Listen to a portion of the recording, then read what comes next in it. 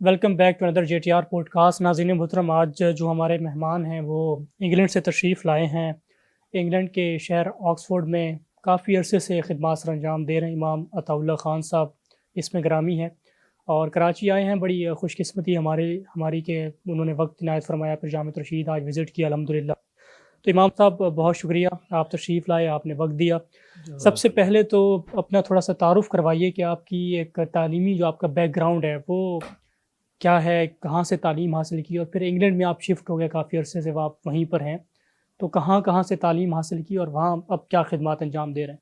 बिस्मिल्लाहिर्रहमानिर्रहीम। सबसे पहले तो आपका शुक्रिया कि जज़ाक। आपने ये मौका इनायत फरमाया कि मैं अपने बारे में और इंग्लैंड जहाँ मैं एक तवील अरसे से वहाँ होता हूँ, वहाँ के बारे में कुछ बातें आप हजरात के साथ, जो हमारे दोस्त अहबाब इस प्रोग्राम को देखेंगे, उनके जी। साथ ये बातें शेयर की जाए। तो जहाँ तक आपने मेरी तालीम के बारे में पूछा है, तो मैं कराची में ही पैदा हुआ हूँ और कराची ही में मैंने तालीम हासिल की है। बचपन में स्कूल की तालीम हासिल हुँ। की अपने मोहल्ले के अंदर, और उसके बाद फिर नाज़रा कुरान पढ़ने के बाद फिर मैंने हिफ्ज़ करना शुरू किया। हमारे मोहल्ले के अंदर ही हमारे उस्ताद हैं कारी अब्दुल समद साहब, सही। उनसे मैंने तकरीबन 16 सिपारे हिफ्ज़ किए। ठीक है। और उसके बाद फिर हमारे दूसरे उस्ताद कारी शरीफ अहमद थानवी हुँ। रहमतुल्लाह अलैह, उनका इंतकाल हो गया है, तारिक रोड पर होते थे, तो उनसे बकिया कुरान मैंने फिर हिफ्ज़ किया। हुँ। और 1984 में मैंने हिफ्ज़ मुकम्मल किया और फिर मैंने जामिया फ़ारूक़िया, जो कराची का एक मशहूर मारूफ़ दीनी इदारा है, जी। वहाँ मैंने फिर दर्स निज़ामी की तालीम हासिल करना शुरू की। और वहाँ 1992 में वहाँ से फ़ारिग़ हो गया। और इस दौरान मैंने स्कूल की तालीम कुछ हासिल की थी, कुछ मज़ीद मैंने फिर प्राइवेट भी तालीम हासिल की। हुँ। और मैंने फिर मैट्रिक का भी इम्तिहान दिया, इंटर का भी इम्तिहान दिया, और बीकॉम तक फिर मैंने तालीम हासिल की। सही। और 1990 में फ़ारिग़ होने से पहले अभी 2 साल फ़राग़त में बाकी थे, हुँ। तो यहाँ मोहम्मद अली सोसाइटी के पास आदमजी नगर में एक मस्जिद है, मक्का मस्जिद, जहाँ इदारा है जामिया इमाम अबू हनीफ़ा। सही। तो वहाँ मैं 1990 में इमाम लग गया था। उनको इमाम की ज़रूरत थी, उन हज़रात की ख्वाहिश भी थी। फिर हमारे उस्ताद शेखुल हदीस हज़रत मौलाना सलीमुल्लाह ख़ान साहब रहिमहुल्लाह का हुक्म था, तो फिर मैंने वहाँ इमामत शुरू की। हुँ। और इंग्लैंड जाने तक 2001 तक मैं वहाँ इमामत करता रहा। जामिया फ़ारूक़िया में 1992 में मैंने तालीम मुकम्मल की और फिर वहीं मैं मुदर्रिस था, वहाँ पढ़ाता था, और 2001 तक मैं वहाँ पढ़ाता रहा। हुँ। 2001 के बाद फिर मैं इंग्लैंड चला गया, और ऑक्सफोर्ड जो शहर है जी, जी। उसमें हमारी मस्जिद है, मदीना मस्जिद, और उसमें हमारा तालीमी इदारा भी है, हुँ। मदीना इंस्टीट्यूट के नाम से। उसमें अल्हम्दुलिल्लाह बच्चे आते हैं, तकरीबन 180 बच्चे हैं वहाँ। सही। तो वहाँ हिफ्ज़ का और हिफ्ज़ का भी इंतज़ाम है, और इब्तिदाई सालों के कुतुब भी पढ़ाते हैं हम।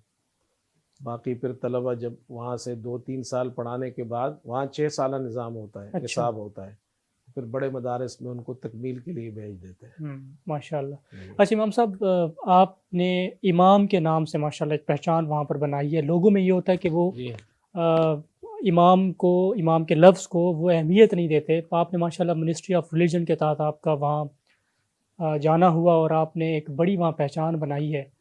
तो इमाम के लफ्ज़ के साथ आप ख़ास हो गए माशाल्लाह।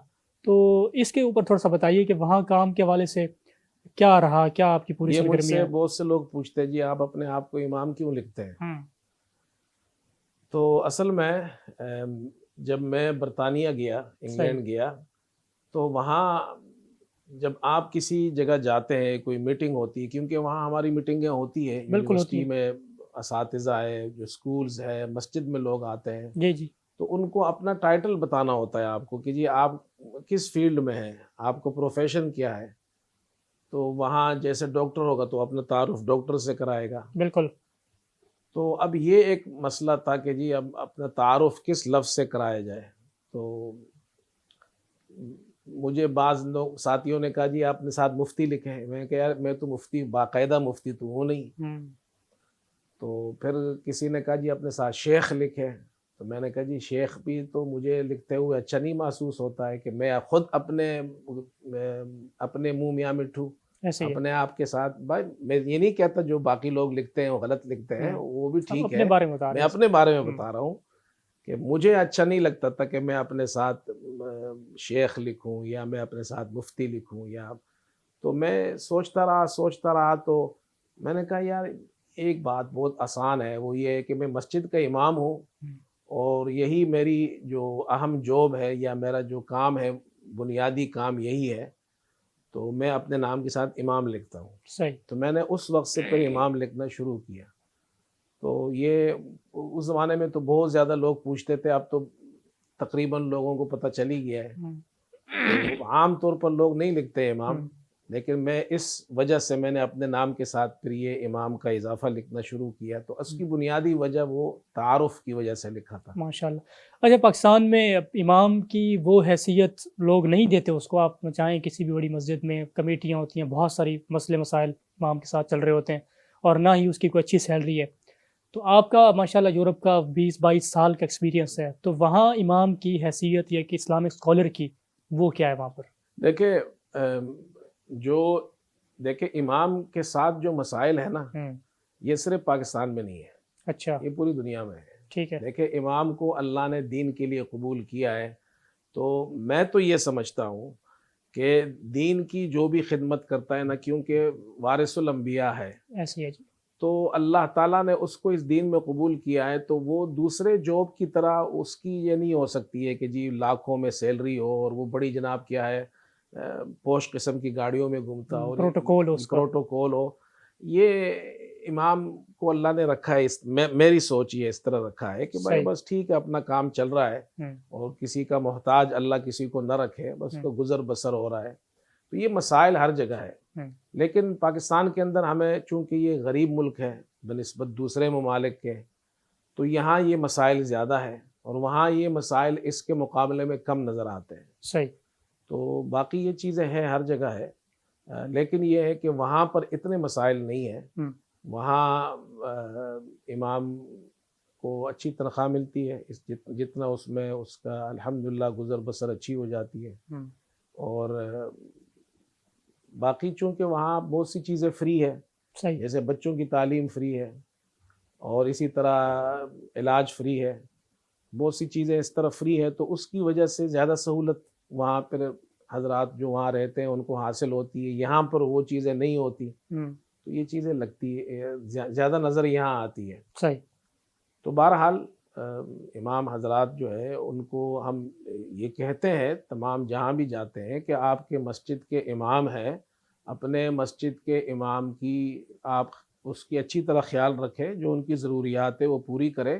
اس لیے کہ امام کوئی یعنی کوئی ہلکا سا شعبہ نہیں ہے. جو امام بنتے ہیں، جو علماء بنتے ہیں، مدارس میں پڑھتے ہیں، قرآن حفظ کرتے ہیں، درس نظامی پڑھتے ہیں، دوسروں سے زیادہ بڑی ذمہ داری ہے. دوسروں سے زیادہ انہوں نے محنت بھی کی ہوتی ہے. انہیں جو ہمارے یہاں فنون مدارس میں پڑھائے جاتے ہیں تو وہ فنون بہت مشکل فنون ہے. ایسے نحو ہے، صرف ہے، منطق ہے، قرآن تفسیر قرآن ہے اور حدیث ہے، فقہ ہے. یہ بہت مشکل فنون ہے. وہ 8 سال پڑھنے کے بعد پھر افتاء کرتے ہیں، اس میں چند سال لگاتے ہیں، پھر وہ تدریس کرتے ہیں. اتنے محنت کرنے کے بعد تو امام کو اس کا ایک لیول اور ایک مقام ہونا چاہیے کہ بھائی آپ اس کی تنخواہ اچھی رکھیں، ان کی ضروریات کو پورا کریں. جس طرح دنیا کے اندر دیگر شعبے ہیں اس میں لوگ کام کرتے ہیں، ان کی ضروریات پوری کرتے ہیں، تو امام کی ضروریات بھی پوری کرنی چاہیے. صحیح ہے ماشاءاللہ. اچھا اگر ہم انگلینڈ کی بات کریں تو پاکستان میں جیسے کوئی مدرسہ بنانا، کوئی ادارہ بنانا قدرے آسان ہے. انگلینڈ میں کیا ترتیب ہے؟ تعلیمی ادارے بن رہے ہیں؟ اگر بن رہے ہیں تو اس میں علماء کی جو ایک تیاری ہے، جو پروڈکٹ ہے وہ نکل رہی ہے؟ آپ سمجھتے ہیں کہ بہتری آئی ہے؟ شروع میں جب مسلمان وہاں گئے تو اس وقت تو مسائل تھے مسلمانوں کے لیے، اور سب سے بنیادی جو ضرورت تھی ان کی اس وقت، جیسے 1960 میں جو لوگ گئے تھے یا اس کے بعد 1970-80 تک، تو وہ ابتدائی زمانہ تھا، اس میں مسلمانوں کی بنیادی ضرورت یہ تھی کہ ہم مسجد بنائیں یہاں پہ، ٹھیک ہے، تاکہ کم از کم ہم نماز پڑھے اس میں، اور جمعہ ہو اس میں، عیدین ہو، تراویح ہو، تو یہ چیزیں ضرورت تھی۔ تو اس وقت ہر جہاں جہاں مسلمان رہتے تھے اپنے علاقے کے حساب سے انہوں نے جتنا ہو سکا انہوں نے اتنی جگہ لی، کہ ایک کمرے کی جگہ مل گئی، چھوٹی جگہ مل گئی، صحیح، یا ایک گھر لے لیا، تو کرتے کرتے وہ مساجد اس طرح بننے شروع ہوئے۔ اور اب تو الحمدللہ بڑی بڑی مدارس ہیں وہاں، بڑے مدارس ہیں وہاں، اس میں طلبہ پڑھتے ہیں۔ ایک زمانہ تھا کہ وہاں حافظ نہیں ہوتے تھے، تو یہاں سے جیسے مثلاً پاکستان سے یا دوسرے ممالک سے حفاظ بلائے جاتے تھے۔ اب تو الحمدللہ وہاں اتنے حافظ ہوتے ہیں کہ حافظ زیادہ ہوتے ہیں اور مسجدیں کم ہیں۔ اچھا، ماشاء تو برطانیہ میں مسجدوں میں تراویح میں عام معمول یہ کہ ایک حافظ صاحب نہیں سناتے ہیں، اللہ، وہ انہیں کم از کم 2 یا 2 سے زیادہ بھی، 3 بھی ہو سکتے ہیں، 4 صحیح، بھی ہو سکتے ہیں۔ تاکہ وہ یوٹیلائز بھی ہوں۔ اور ہاں، ہمارے ایک دوست ہے، ان کی مسجد میں انہوں نے بتایا کہ ہماری پہلی صف میں 20 حافظ کھڑے ہوتے ہیں، اچھا، ماشاء اللہ۔ تو وہ ترتیب وار پھر ان کے نمبر وار وہ تراویح پڑھاتے ہیں۔ تو اس اتنے رجحان کی بنیادی وجہ کیا ہاں، سمجھتے ہیں آپ کہ وہاں جیسے ماشاء اللہ پینیٹریٹ کر رہا ہے؟ اصل میں جب مسلمان وہاں گئے تو انہوں نے اپنی ضرورت محسوس کی کہ جی ہم اپنے بچوں کو دینی تعلیم بھی دیں، اور جو علماء گئے تھے نا اصل میں انہوں نے بڑا کام کیا، جو اس زمانے کے بزرگ علماء تھے انہوں نے بڑا کام کیا، جو اس زمانے میں آج سے 40 سال 50 سال پہلے جو گئے تھے، یہ کریڈٹ سب ان کو جاتا ہے۔ انہوں نے یہ شروع کیا مسجد سے، جو علاقے کے محلے کے بچے ہیں ان کو لے کر مکتب شروع کیا اسکول کے بعد عصر کے ٹائم پہ، تو وہ بچے آ گئے، پھر اس میں سے کچھ بچے حافظ بن گئے، پھر اس طرح وہ مدرسہ بڑھتے بڑھتے وہ مدارس بڑے ہو گئے۔ تو وہ یہ ساری محنت مسجد کی اور جو علماء ہیں ان کی محنت ہے، یہ انہوں نے وہاں یہ ادارے بنائے، پھر وہی بچے جب ان کو شوق پیدا ہوا، اب ہمارے یہاں مثال کے طور پر جس ادارے میں میں ہوں وہاں پر تقریباً 180 بچے پڑھتے ہیں۔ جب بچے کا قرآن ختم ہو جاتا ہے تو اس کو خود شوق ہوتا ہے، وہ دوسرے ساتھیوں کو دیکھتا ہے کہ یہ حفظ کر رہے ہیں تو اس کو شوق پیدا ہوتا ہے میں بھی حفظ کروں، ایسے ہی ہے۔ اور ذہین بعض بچے بہت ذہین ہوتے ہیں تو وہ شوق بھی ہوتا ہے ان کو، اچھا ماحول بھی ملتا ہے، اچھی انکریجمنٹ ملتی ہے اس کو، تو پھر وہ بچہ آہستہ آہستہ شروع کرتا ہے تو وہ کر لیتا ہے۔ اسی طرح جب وہ دیکھتے ہیں جی میرے فلاں ساتھی حافظ بن گئے، عالم بن گئے، تو اس طرح وہ مدرسے چلے جاتے ہیں۔ تو اب تو الحمدللہ بہت سے علماء جو وہاں کے جو بون علماء ہیں وہ الحمدللہ بہت بڑا کام کر رہے ہیں، کیونکہ ان کی زبان انگریزی ہے، وہ وہاں پیدا ہوئے ہیں، ایسے علماء بہت کام کر رہے ہیں اور وہ اچھے طریقے سے کام کر رہے ہیں۔ اچھا امام صاحب، آپ کا ایک بیان میں سن رہا تھا جس میں آپ بہت بڑی تعداد میں غیر مسلم آپ کے سامنے کھڑے ہوئے ہیں اور آپ سے انٹریکٹ کر رہے ہیں ماشاءاللہ، اور آپ کا بیان بڑی ادب کے دائرے میں رہ کر وہ سن رہے ہیں، تو بین المذاہب ہم آہنگی جو ہے وہ وہاں کیسے دیکھ رہے ہیں؟ اس کے اوپر تھوڑی سی روشنی ڈالیے گا۔ یعنی وہاں پر یہ ہے کہ جو مختلف مذاہب کے لوگ ہیں وہ آپس میں ملتے ہیں، اور وہ آپس میں کبھی ہم ان کے یہاں جاتے ہیں، کبھی وہ ہمارے یہاں آتے ہیں، اور ایک اچھا ماحول ہے وہاں پہ۔ کوئی خاص دن ہوتا ہے عبادت گاہوں کو وزٹ کرنے کا؟ ہاں ایسے بھی ہوتا ہے، صحیح، کچھ مخصوص دن بھی ہوتے ہیں، مثلاً سال میں ایک دن ہوتا ہے کہ اس میں ہر ادارہ جو ہے وہ اپنے دروازے کھلے رکھتا ہے، اچھا، مسجد ہو، مدرسہ ہو، اسکول ہو، یونیورسٹی ہو، ایک دن ہے اس میں جس کو جہاں جانا ہو وہ جا سکتا ہے، وہاں اس ادارے کے بارے میں یا اس مذہب کے بارے میں معلومات حاصل کرنا۔ جیسے مثال کے طور پر ہماری مسجد میں کوئی آتا ہے، ہم تو ویسے بھی مائنڈ نہیں کرتے، پورے سال میں کوئی بھی آئے تو ہمارے دروازے تو ہر وقت کھلے ہوتے ہیں، ماشاءاللہ، لیکن اس دن پر ہم ذرا زیادہ اہتمام کرتے ہیں، ہمیں پتہ ہوتا ہے کہ یہ آج لوگ آئیں گے وزٹ کرنے، پھر وہ مسجد میں آتے ہیں تو وہ پھر ہم ان کو بتاتے ہیں، مطلب بیسک چیزیں بتاتے ہیں، جیسے نماز کیسے پڑھتے ہیں ان کو کر کے دکھاتے ہیں عملی طور پر، قیام، رکوع، سجود، اذان کیسے دیتے ہیں، صحیح، اور صف کیا ہوتی ہے، قرآن یہ جو ہماری کتاب ہے وہ دکھاتے ہیں، عربی میں اس طرح لکھتے ہیں دائیں سے بائیں طرف.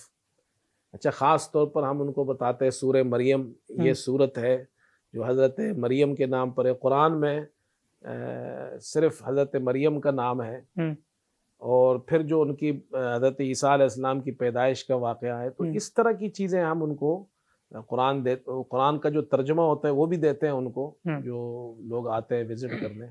تو یہ چیزیں وہاں پر ہوتی رہتی ہے. ہاں، اس سے فائدہ بھی بڑا ہوتا ہے. اس سے یہ ہوتا ہے کہ چونکہ وہاں تو ایک یعنی سب آپس میں ایک شہر میں سب لوگ رہتے ہیں، آس پاس رہتے ہیں، تو اس سے ایک یہ ہوتا ہے کہ ایک دوسرے کو لوگ پہچان لیتے ہیں.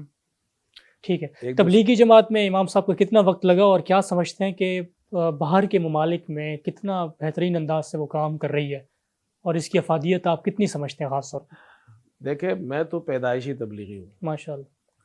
وقت میرا زیادہ نہیں لگا ہے، لیکن یہ ہے کہ میں چونکہ بچپن میں ہمارے والد صاحب رحمۃ اللہ علیہ جس مسجد میں تھے تو اس مسجد کے اندر تبلیغ کا کام ہوتا تھا. جب میں تھوڑا سا بڑا ہوا تو والد صاحب مجھے لے گئے. وہ جو تبلیغ والے امیر صاحب تھے ہمارے، ان کا بھی انتقال ہو گیا، اللہ مغفرت فرمائے. تو ان سے کہا کہ یہ میرا بیٹا ہے تو اس کو یہ تعلیم کبھی کبھی اس سے بھی کرایا کرو. تو میں وہ فضائل اعمال کی تعلیم پھر میں نے شروع کی، وہ کراتا تھا. تو اس طرح کرتے کرتے وہ بچپن سے ہی وہ چیز جو ہے نا وہ ذہن میں تبلیغ والوں کے ساتھ ایک تعلق ہمارا قائم ہو چکا ہے. ماشاءاللہ. تو الحمدللہ ہماری والد صاحب کی مسجد میں بھی تبلیغ کا کام بڑا اچھا تھا. پھر مکہ مسجد جب میں گیا وہاں تبلیغ کا کام بہت اچھا تھا. وہ جو ہمارے ساتھی تھے وہ سب تبلیغی ساتھی ماشاءاللہ. بڑا ہمارے ایک ساتھی تھے جنید غنی، ان کا انتقال ہو گیا، اور وہ بھی بڑے تبلیغی تھے، اور وہ جنید جمشید کے دوست تھے. اچھا. جو جنید جمشید کا بھی ان کا بھی تو انتقال ہو گیا. تو وہ جو سنگر تھے جنید جی جمشید، جی جی جی. تو یہ دونوں دوست تھے، دونوں کے نام جنید ہے. تو جنید غنی ہمارے مکہ مسجد کے ساتھی تھے جہاں میں امام تھا. تو جنید غنی نے اس جنید جمشید پر جناب بڑے تعلقات ان کے تھے، بچپن میں ساتھ رہے اسکول میں. تو اس کی وجہ سے جنید جمشید بھی تبلیغ میں آ گیا. ماشاءاللہ. تو پھر وہ اس زمانے میں ہماری مسجد میں آتے تھے جنید جمشید، اور کبھی کبھی اذان بھی دیتے تھے. آواز تو اللہ نے ان کو بڑی خوبصورت آواز دی تھی. تو مکہ مسجد میں آتے، پھر وہاں رمضان میں جیسے درس وغیرہ میں کبھی آتے تھے. تو ان حضرات کے ساتھ پھر کچھ وقت بھی لگایا. جنید جمشید کے ساتھ بھی ایک مرتبہ ہم نے کچھ وقت لگایا. تھر کے ریگستان میں ہم نے وہاں وقت لگایا.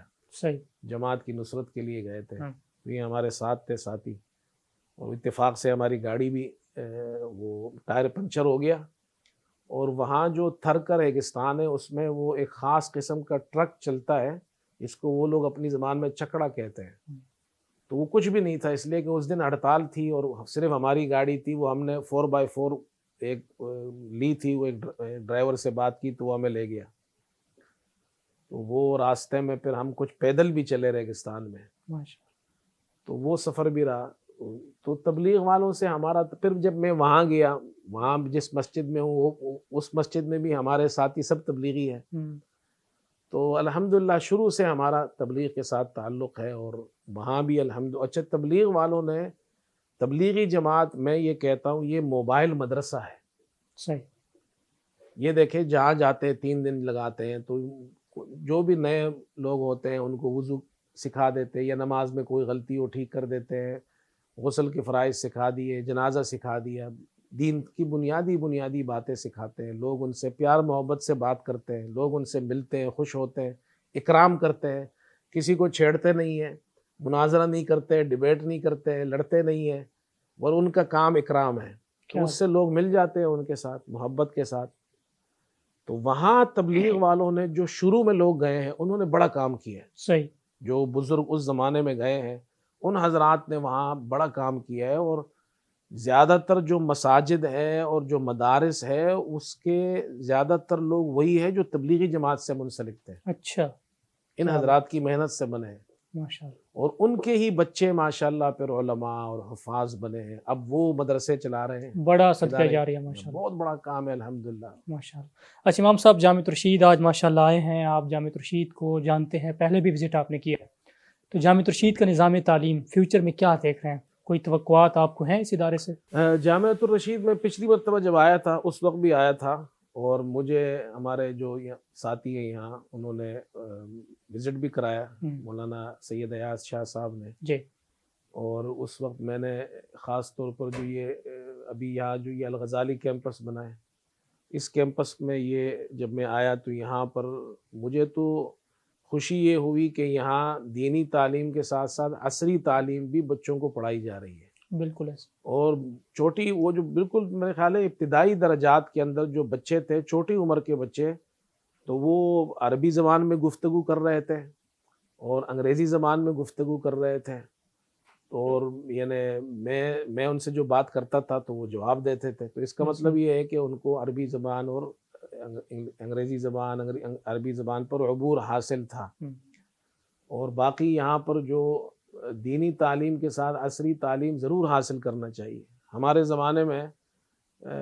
یہ سہولیات نہیں تھی، ہم نے 80s میں پڑھا ہے، تو اس 80 کی دہائی میں یہ سہولیات نہیں ہوتی تھی کہ مدرسے کے اندر ہم اپنے جیسے میں نے پڑھا ہے تو میں اپنا شوق سے میں نے تیاری کی اور بورڈ میں جا کے پھر جو ہے نا امتحان دیتے تھے ہم، لیکن اب تو ماشاءاللہ طلبہ کے لیے سہولیات، اور خاص طور پر آپ کے اس ادارے میں جامعۃ الرشید میں تو بڑا کام ہو رہا ہے، جی، تو مجھے یہ خوشی ہوئی ہے یہاں آ کر۔ اور یہ دیکھیں، میں طلبہ سے یہ کہتا ہوں کہ آپ کو نہیں معلوم آپ پاکستان میں پڑھ رہے ہیں، کراچی میں پڑھ رہے ہیں، آپ فارغ ہو کر پتہ نہیں کون سے ملک میں جا کر کام کریں گے۔ ایسے ہی، میں جب یہاں پڑھتا تھا تو میرے وہم و گمان میں بھی نہیں تھا کہ میں انگلینڈ جاؤں گا، آکسفورڈ جاؤں گا، تو وہاں یہاں جو ہم نے تعلیم حاصل کی، وہ جو ہم نے جو میٹرک اور انٹر اور بی کام تک جو تھوڑی بہت تعلیم حاصل کی تھی وہ وہاں کام آئی، ایسے ہی ہے، کیونکہ وہاں انگریزی زبان ہے۔ اچھا، دنیا میں 2 زبانیں مسلمانوں خاص طور پہ طلبہ کو ضرور سیکھنی چاہیے، جو مشکل بھی نہیں ہے، بہت آسان ہے۔ آپ 8 سال مدرسے میں ہوتے ہیں، طالب علم مدرسے میں ہوتا ہے، روزانہ اگر 1 گھنٹہ اپنا وقت نکالیں اور انگریزی زبان سیکھے اور عربی زبان سیکھے، بہت اچھی زبان سیکھ جائے گا۔ یعنی جہاں انتظام نہیں بھی ہے، اور یہاں آپ کے یہاں تو بڑا زبردست الحمدللہ، انتظام ہے، یہاں تو مسئلہ ہی نہیں ہے، ہر طالب علم سیکھ سکتا ہے۔ یہ جو بچے فارغ ہوں گے نا، یہ انٹرنیشنل علماء ہوں گے انشاءاللہ، یہ آپ ان کو پورے یورپ میں بھیج دیں، امریکہ تک، یہ ان کو کوئی مسئلہ نہیں ہوگا۔ آپ اس طرف فارغ ہونے کے بعد ان کو عرب ممالک میں بھیج دیں، ان کو کوئی مسئلہ نہیں، پاکستان میں کام کریں، ان کو کوئی مسئلہ نہیں ہوگا۔ تو دنیا کے اندر دعوت و تبلیغ اور دین کا کام زبان کے بغیر ہو ہی نہیں سکتا، نہیں ہو سکتا، ایسے ہی، اور یہ 2 زبانیں خاص طور پر طلبہ کو سیکھنی چاہیے، اور جو حضرات یہ کام کر رہے ہیں، اور عصری تعلیم، یہ تو زبان کے علاوہ جو عصری تعلیم ہے اس کا بھی بہت فرق پڑتا ہے، جی، اس لیے کہ جب دیکھیں ہمارے جو علماء ہوں گے مدارس کے اندر ہو، تدریس کرے، مساجد کے اندر ہو، پھر وہ جائے یونیورسٹیز میں پڑھائے، اور وہ جناب کیا نام ہے اسی اپنے یعنی ایز اے عالم ہو کر وہ کالج کا پروفیسر ہو، کالج کا ٹیچر ہو، یونیورسٹی کا ٹیچر ہو، تو بڑی اچھی بات ہے، ہونی چاہیے۔ ہم لوگوں کو اس طرح ہر فیلڈ میں جانا چاہیے۔ تو میری تو سوچ یہ ہے، آج کل سہولیات بھی ہیں، اسباب بھی موجود ہیں، مدارس میں یہ الحمدللہ عصری تعلیم جیسے آپ حضرات آپ تو بڑے پیمانے پہ کر رہے ہیں، دوسرے اداروں کو بھی اس ادارے سے کیا نام ہے اس کو مطلب یہ ہے کہ ان سے سیکھنے کی ضرورت ہے۔ بالکل ایسے ہی ہے۔ بہت شکریہ امام صاحب۔ ناظرین محترم، امام صاحب انگلینڈ میں رہتے ہیں ماشاءاللہ، کافی عرصے سے وہاں پر ہیں اور دین کا بڑا کام کر رہے ہیں، بہت سارے ممالک کا انہوں نے سفر بھی کیا ہے، تو بڑی اچھی تفصیلات انہوں نے وہاں کے مسلمانوں کے حوالے سے، وہاں جو دین کا کام ہو رہا ہے اس حوالے سے بڑا اچھا بریف کیا ہمیں۔ دوبارہ انشاءاللہ کسی نئے مہمان کے ساتھ حاضر خدمت ہوں گے، اجازت دیجیے گا، اللہ حافظ۔